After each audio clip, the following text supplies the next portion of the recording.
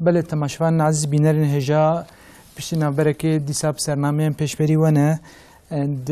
بشای کم ده مبحثا جین و جیانا سیدا مل احمد حلمی الکوغی الدیار بکری کر براستی من سر آخفتنا خو بدومینن سیدا خصوصا باوی وینا مثلا کو بره مثلا کلی کری بو نویسان دیت خوازم وینا مر پار بکن باوی یعنی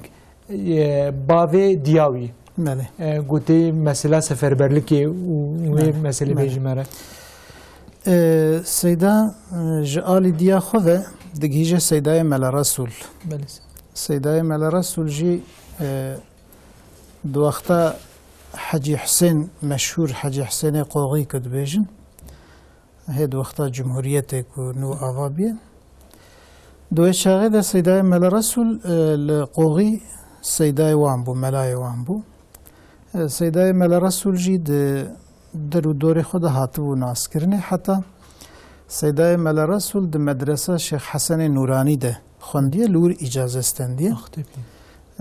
شیخ حسن نورانی مشهور لأقتبه لوی درا فقیه وی گلک بون و شیخی وی محیطه بون حتی در روایت که در بحث کن یعنی که جدوی هفت بیجن و چغیل هر دولاوی شیخ حسن شیخ عبدالرحمن قدس سره شیخ محمد جان شیخ محمد جان مزنتر بیه شیخ عبدالرحمن یعنی وان هر دیالوی داره جو درسی گرتنه ایدی که درسات چی گرتنه امن زانن و چغیل به عمری خوش وان مستر بیه درسا وان جی داییه جبروی قاسی شیخ حسن نورانی و چاقی عادت کی وها بو فقیه کل بال بخواندانان اجازه بستندانان در و دور لجی کی وان بجیجی تکر یعنی تکر ملا ایدی سیداجی لقوغی مایه لقوغی ملاتی کریه لاوه سیدای ملا رسول ملا عبدالرحمن ملا عبدالرحمن جوان بیه یعنی هی نو زوجیه تا وقتا کو زوجیه دیا سیدای ملا احمد کو عایشان هم دبیجن هید حمله دیا خود بی هید حمله دیا خود بی و چاقی حرب چید به سفر برلک کجر دبیجن سفر برلک چید به سیدا جلگونده سیدای ملا عبدالرحمن جلگونده هی جوانه ایجا جر دبیجن شاهدیک گرک بکرانا و شاهدیه جی و بگوتانا از شاهدم ایدی او شاهدیج نتشکی راست بو زانه بو یعنی کنه راسته جبروی قاسی قبول نکر گوز و شاهدیه ناکم یعنی یکی وقت من مثلا از به علم تین ناس کرن مسلمان امی چوا شاهدیه بدروا بکن ده محکمه ده لحضور انسانا جبر که قبول نکر ایدی او کش گنده انسان دجوان دنجبو ناویان قید دکرن و دشاندن سفر برلکه ایوه چاقی معلومه ده دسته آغای دبون ایدی ایویجی جبر که اطاعتا وان نکر ناویجی نویساندن خستن ناوی وان کسی کوی هرن ایدی وی چاقیش خو سفر برلک که چه دبو یعنی چون هبو هاتن تنبو پری بی شکلی بو سیدای ملا عبدالرحمن جی بوی شکلی دچه یعنی سفر برلکی مقدار کی دمینه ته ایزنه تابی جرد بیجن کتب خوازی امیت او بکن یعنی امیت جی درخن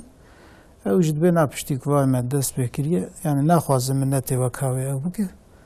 دبیم امیت دوام کن که خود چه تقدیر کری و دیسا کدچه ایدی هو خبر جیتی استندنه حتی دبی جاره که یکتی بحث که دبی لسو شهری ایدی که قضایا تشتی که دبیم قی قضا نه قیسریه آجیور ده سواسی هر حال ده قضا کی گریدایی بوی دریوه لوان درا ایدی که بچه هاوی راستی هفاتنه یعنی خبره داوی جور جیتی هلانین او وکی دنی دچه یعنی ایدی خبر جی نایرانه لکه داره چوا بیه شهید بیه محقق حربا روس اندوی حربا روس سفر برلک چه بو و بوی شکلی خبر جه تبرین نای ایدی یعنی دیاوی یعنی پیرکاوی که پیرکا سیدای ملا عبدالرحمن جبر کویتی هی جوانش خورد زوجه لیکچکاوی چه دبه ناوی داتینن عایشان إذا عيشان في داوية جرد قوتن بيرا عيشان جبركو عمري وي أبو بلاوي خالي ويره سيداي ملا يوسف را دزوجينن جويها ويش خوام دبيجن جبروي قاسي سيداي ملا أحمد يعني هم باوي أهل علمي بو هم آلي ديفا يعني جمال باتك علمي هاتيه بلكي جيج تأثيراوي بخدا عز وجل علم بي داية حسكرنا يعني كو تجاري تشتغل بسر علم را نكرتي سيدا وقو دحياتا خود جحس راستي برحس كريا وهم بري راستي دروية هيرس بو جالي كيف كالي وينا دبر راستي سري غدانه بله دبر راستي يعني مثلا كالي قودي سفر بر بني ناوي نویسان و شهید کتنه بر راستیه يعني بلکه گو حاشاوی گو بیوان بکرایا يعني قدر و تقدیر منو نزانه مرن دیسا چه نویسن به او ده بر راستیه ده سر خودانه سیداد وگو تیسا مدرسه وقت ده مدرسه ده يعني علم گو خوان دیسا علم ریزش خو قدان بو سیدا جغيري وكيد لسرچ السيدة شخد فقيه كو دهاتن معلوم د مدرسه ولات مدبي چ دهاتن خوندن شخد درس وانا ده فقط السيدة وكا كوچا د كتابه مشهور د كتابه مي شرح المغنيه كو د مدرسه ده ته خوندن مثالك لورتينا دبي عليك بالحركه غير السكوني دبي لسرت حركه لازمه وقرات نفسك يعني هر زمان بيش وهره ده سيدة ده موي طبيعتي ديت براستي حقيقة عن هذا كتب خاناوي ده كتابك بحث جغرافيا تكن هنا وكتابك بحث تاريخ دنيا تكن هنا كتابك بحث يعني حساب ماتماتيك بزمان نود بيجن استرونومي يعني ايه علبه فلكيات دفانا تفاده مراقيوي هبون لزيده مراقاوي يعني لسر ادبيات كردي بو يعني ادبيات عموما حستكر هم ادبيات عربي هم فارسي هم كردي كتابوان مزن ايه شعراء شرح شعراء لجميع هنا عند كتب خاناوي ده هنا ويجي بخواز زيدا كيفا ويج ادبيات كردي ردهات جبر وي قاسيجي معلوماتي وي حقيقة قلق بون جبر في مثلا كتابة شيخ عبد الرحمن أختبي روضة النعيم بخطي خوان فيسيا كتابة سيدايم ملا خليل سيرتيكو نظمة نهج الأنام مثلا نفيسيا وشرح كريا مموزينا الشيخ أحمد خاني أو كريا يعني ميلاوي لسرفي قاسي حقيقة جي فعم كريا أنها مختار لفان أسري وين دنهيرن يعني وی عمری وی کوچه تاریخ دانیه کل دوران مثلا دنابینا 23 دبیه و وان معلوماتی کو نشان دایه مرف حبکی یعنی تعجبت که حیرت دمینه کیفای پرجویه هاوی ردهات لبلی مثلا دخست کو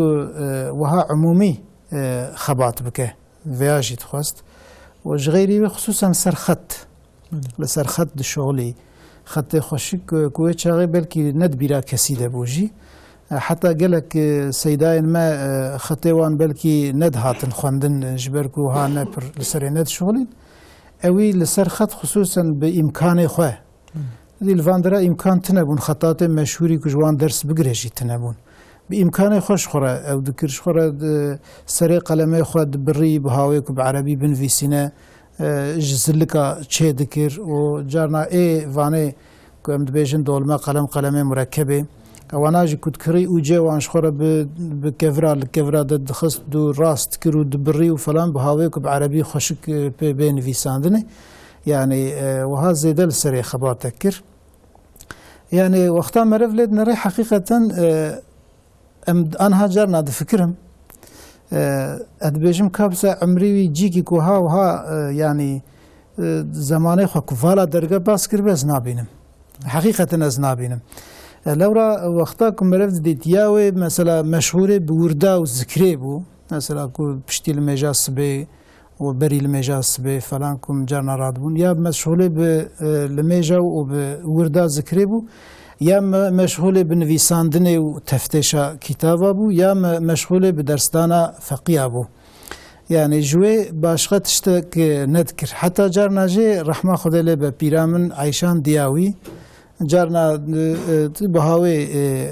اوي عوام كي كدهات تقول لا وتقول كهرباء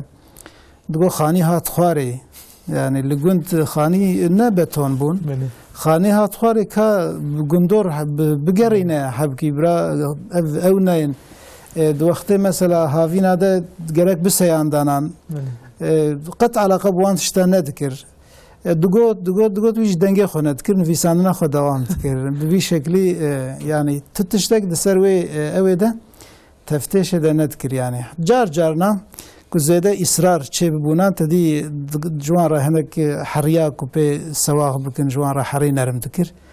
يا جي اگر بچونان هنك قرش وقالج دويچم توب كراش بو اردو فلان بلكي دو عمري ده سه جراب في شكلي او چيبونه جبر اصرارا دياوي وكيدنه تمام يعني برد نرى وكيدنه كو انسان شخور رونين وراحات وشخور جواتا وبقارين كيف او بكن برهند كد حياته دفانا يعني جبر في قاسي شخو اثرين قالك بقيمه دركتن انجا شو بيهاوي دركفن لورا وقتا کو زمان والا درباس و حقیقتا نممکنه کو وان اسرا بین میدا سیدا بده مسئله گوتی دخواست پیغمبر علیه الصلاة والسلام دخونا خود ببینه بله و ناز کرنا بدع زمان سعید نور سوری سالین بله دوی مسئله دجی شخو او یک جج مسئله وی علمه هيد بچوچکانتیا خود جارنا رحمه خود لبه پیرامن عیشان دیاوی بحث کر دگو جار که خود مدی باد که به امام نووی ها امام نووی وی شکلی باد که هزارک بیه دبه که کابهیستیه یا جل مدرسه قی و مدح امام نووی هاتی کرن دفراد جی ما دیت که مثلا وها زیده حس کرنک ویج اهل علم رجیش خواه بو وها بقلب بدلي خو بدلو جان غري داي بيبو خوش بروي قاسي امانات نرن د فقه ده بيتر هر قسم بن ميلاوي لسر ادبيات كردي هبوجي فقط زياده معلوماتي بيد فقه ده بون د محيط ده بقاسيوي كسكي كو فقه خوش زانبونا تنبو حتى وقتا باطمان بوجي جارنا كوج مفتلغي مساله فقهي تشيد بون دشاندن جمويج بو كو حل بك او لبسم الجي وقتا مسألة فقهي جران تشيدبون دائم دشاندن جموي وحل جي ذكر يعني إدي مسألة دنيجي أو حسكرنا ويا رسول الله عليه الصلاة والسلام تشكيل زيادة إدي حياة تاوي دخص بن تأثير أخوة زيادة دخص بن تأثير أخوة يعني فيها تبيرا من الدجارة حياة تاوي دا أفتش شيبية جارك جناي بيرام أو بري من شيبية جارة دوديا مالا مل زکو بو یعنی وچه لزکو ملتیا زکو کرد وچه ده تبیرا من حالوی ورگریه یعنی وها وکهوش دنیای تماما به قط کرنه یعنی و دفکری جارنا ده هسترج چاوی داتن ایدیویا وقتا کد دیتن هم دیاوی هم دیامن مالیوی یعنی پیرکاوی جویا پر زیده متأثر دبون خواستن چارکی او بکن دگو که چه حالت شد به جارکی یعنی ویتشتا تی بیرامن یعنی فیاج بیرام ناچه یعنی وها دیاوی بسر دشور لاوت چما وهات کی افچیه افچه حالته وها گو از نباش گوچم که از رسول الله نابینم تخوده یعنی از باش بونم رسول الله به حتا خونامن و بوی شکلی گریه یعنی بگری گوت یعنی ویتشتی تبي أوجي بوش مامون ويشغل أمجي زاروك بنا مشوك بون بشتي قاسي ويقراندن جو كامل بن أحمدية مالا شيخ حامد مشهور قريداية بستوريفي ويبرن ويدري ويشغل رحمة خدلي بشيخ عفيف لحياته بو شيخ عارف جهبو شيخ عفيف جهبو اللي بلا ايكو زيادة بعلم را مشغول بو او سيداتيا ويجي كربو مقدار كل با شيخ عفيف جي خواند بو اجبر وي قاسي برن با شيخ عفيف وان بير خبر دان بير يعني الحالي برسين والحالتي نرين كو يعني بيا كتي بيا وك هاوي وسوسه يعني جيرا كو چماز رسول الله عليه الصلاة والسلام نابينم ایدی جرا گوت درمانه تد sözlere ustad bediyor zaman diye. قلت سوزلريش خورا بخويني ترحت ببي ويجي بخبره وانكر بوي شكلي سوزلرا سيدة يعني أستاذ بديان زمان شخورا كريئة بخطي عثماني بخطي دستا كاتبو نفيساندن ويشاغي أنا هيجي لماله حجمي برمزن يعني قالندو وفراء وهادريجه حتى جارنا جمرة جدقورنز درسا واجي بيجم درسا جارنا درسنا جمرة جيد كر سوزلر خوند لقوري كوي بحث كر دقوم سوزلر خوند أسرحات بوم شخد دقو بريجي حسكرنا من يجي أستاذ زيده بو أنا حتى دا عسكرية ده دبي دا عسكرية ده يكي برتبة دبي تمامي عسكرة جوان دي دبي كهوند حقي سعيد نورسي ده چد بيجن وانا ويدرات بينهم ناس ناكن دبي ناس ناكن إديت بين ولا خوجكي هبلكي وناس كده بيجد نوبت دبون بهاتن بام كرن قوره قومتان باتتك از هاتن گوشمر گوتیت سعید نورسی ناست کی گم گوز ناست کم گو چواه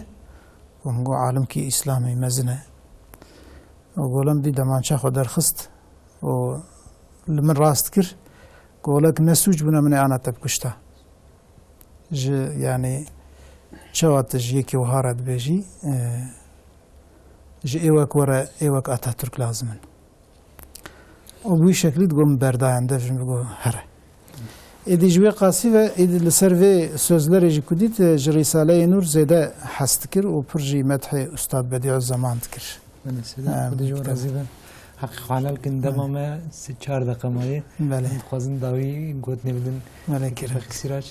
برنامه بگیرن امی بی انشالله جی برنامه دن ولی تماشاوان عزیز ایرو دوی برنامه ده ما جیانا سیدا مال أحمد حلمي الكوغي الديار بكري أم سيدا ملعب القدوسي الشن آخرين بلهم هات داوية برنامج از برنامج دقرم بلهم بقصيدة وجواب قاتن سبارت خدا يارو علي كارب. السلام عليكم ورحمة الله وبركاته. أمي جاردي قصيدة كي ملاي باطي بخوينا إن شاء الله تعالى. صبح إفاري شواتا شمالا كيتو ليلة القدر براتي النور مالا كيتو چیچکا غیرم شوخ بجنو بالا کی تو با خودی که بجمن کانی شپالا کی تو دم کتاب زلف حاشی شرح حالا کی تو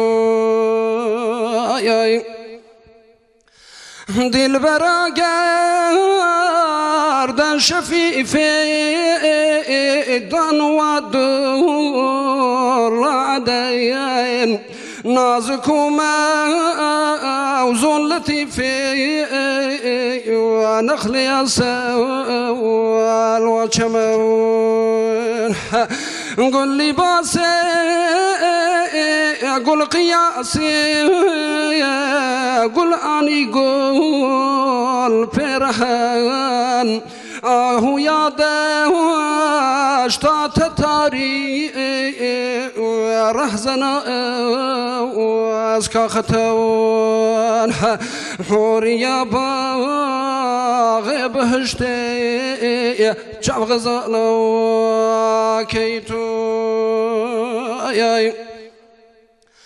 قبل قاها عاشقاني شنقلا بروز رواب هات برجا شانو شيني صد ملائك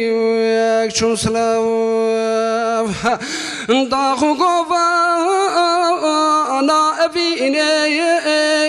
صحت جاني من تباب اختار صبح سعيدي ورشرحنا وطبلو فلفلاهن دوستاني زلف خلاكيتو ياي أو شدما شاه بغي قلت أنا دار الخرار صد حزارا نالو زين بلبل شارك نور حلقة بيضا بس تحاتي العقرب لا نمار نرقص شاه لا شفالي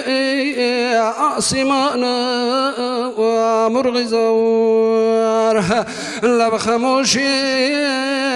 ما يفروشي دم فيا كيتو ياي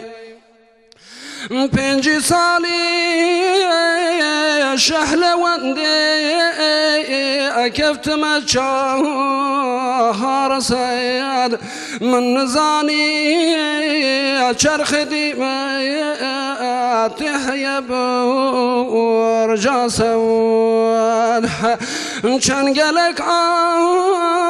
عبيت دلكون كرل من داد ومداد قلبك يحشكو سفالي من دبت جوان تبود شحل تختي دل برفوك رو خيالك كيتو صفحك كاتب غايب جنورا لا يزال خال والقار دن مسلي ويبرر واشمح وسوالح صد حزاران الركب حاجي توفى زلف خال نترك شاتري وإلى ضان بربا يا شمال لا أبالي شارد خالي شارد صالا كيتو ياي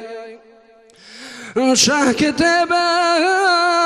من دبت بحسين محبات بالتمام صرت الاسماء سحرة دابك فسرياني مخاوم